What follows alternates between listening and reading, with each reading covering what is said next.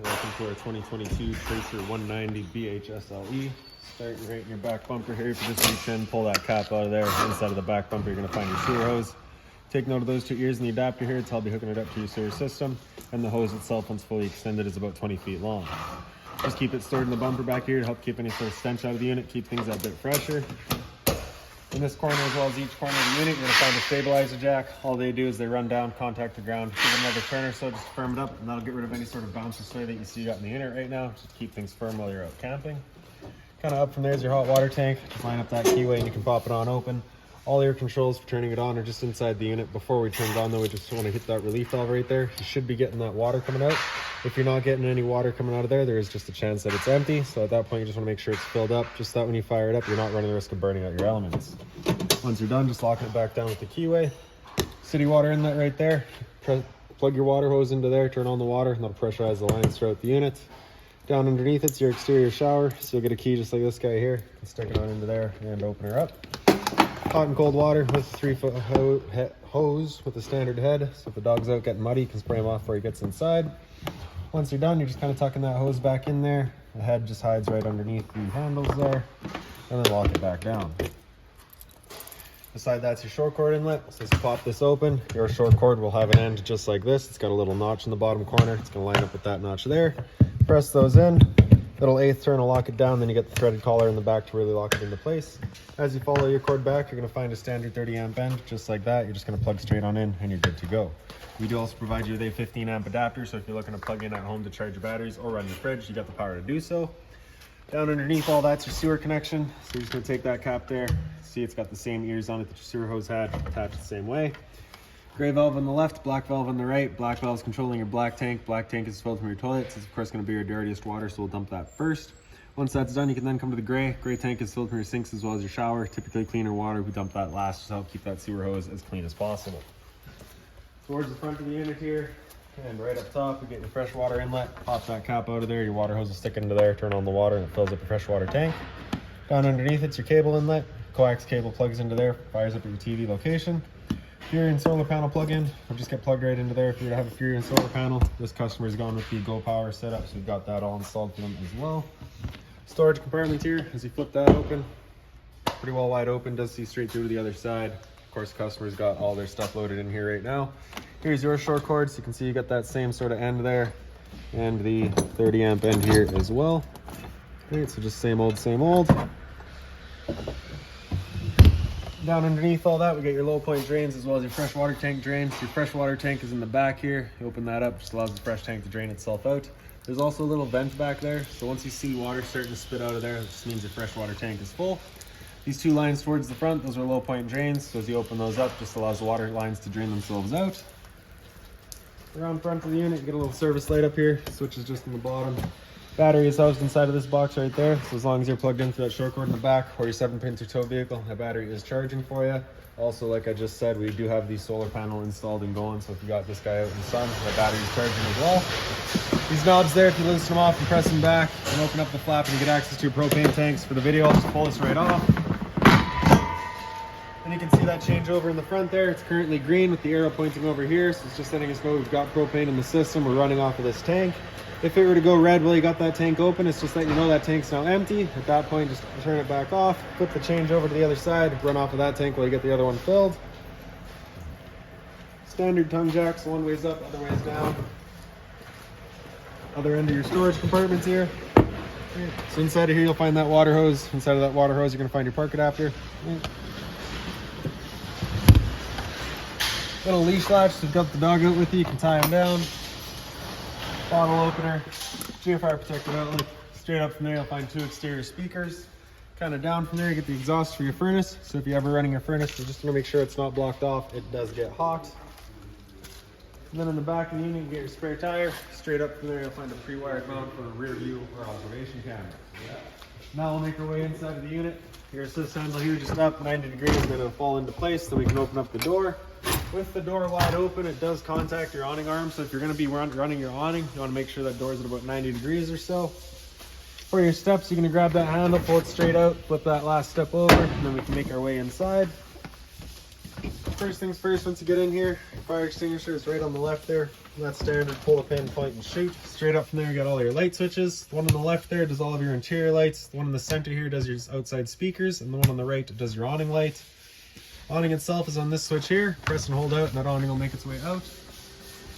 Once that awning is fully extended, we're going to see a little black flap come down as well as the black of the metal tube. Once you see that, you're going to stop. If you're to continue extending, it can actually wind itself up backwards, in which case your fabric could be underneath the tube, allowing it to then hold water, accelerating the growth of mold and mildew.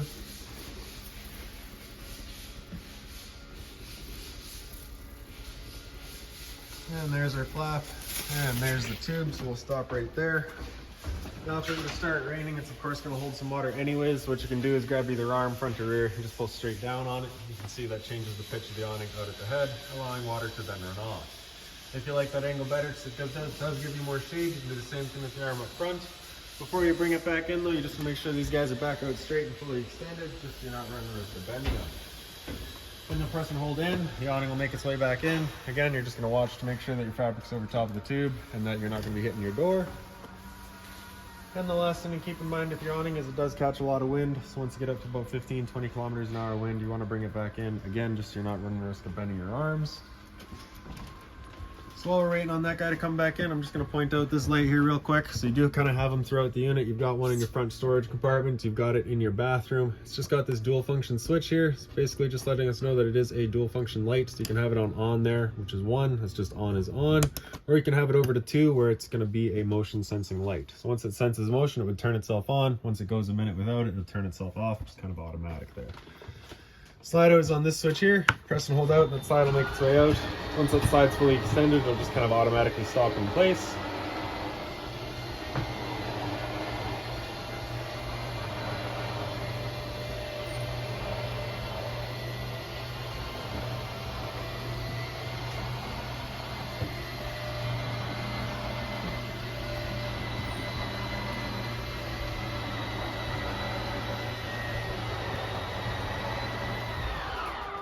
Simple as that.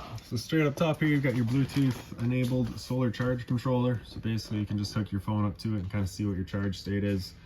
Currently you can see we're at 100% battery power. So as we hit A, it'll go through all of that. So you can see we're currently not charging. So because we're inside, we're not producing any voltage. And 13.7 volts just tells you exactly what the battery's at, and it just kind of cycles back around again. Okay. Across the front of the unit, you got a power outlet down there, and you got closet space on either side. If you pick up the foot of your bed, you do get access to the little storage compartment. Then right up on this side, here's your antenna. So you're just going to press this knob in. You can kind of turn it around looking for your best signal. Wherever you find it, you can leave it there. Before traveling though, you just want to follow this arrow, bring it back all the way. Just ensures that your metal fins are pointed the right way. Smoke detector right here. Simple as that. Emergency exit. So you're just pulling that red tab to get rid of the screen. Take this handle here, throw it outside, hop on out. Blinds throughout the unit. Just sit where you leave them. Simple as that. Into the slide. Your dinette light there has just got its push button over on the side. You can see you currently got it set up as the dinette. If you were to take the table, wiggle it up and out of its legs, the legs will then wiggle out of their bases. The table's got 3 ledges to then sit on. You'll take your back cushion as well as that one little filler cushion there, fill in the center to create your bed. It is also an emergency exit back there, signified by the red handle. You pull that towards yourself. Slide the window open with the screen with it. Hop on out. In the kitchen here, so you can see the customers already got a bunch of their stuff in here, but this binder there has got all of your owner's manuals in it. Any keys, any remotes, anything like that for the unit, you're going to find right in there. Center push button light there. Hot and cold water at the sink. Got a storage down below it.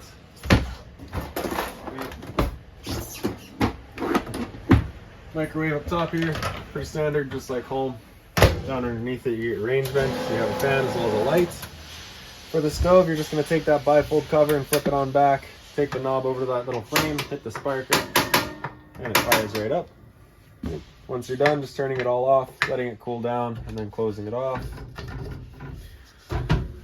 For the oven, you're going to open it up, take the knob on the right there over to that little flame, press and hold. Turn that igniter, and then you can see that little pilot light gets going. Once you get it going, you just hold the knob in for another couple of seconds, then you can release. The flame will then hold itself. Turn up to your desired temperature, and there she goes. Once you're done, you can turn it back down just to pilot. It'll hold just the pilot light for you, but if you're traveling, you just want to make sure that's right off.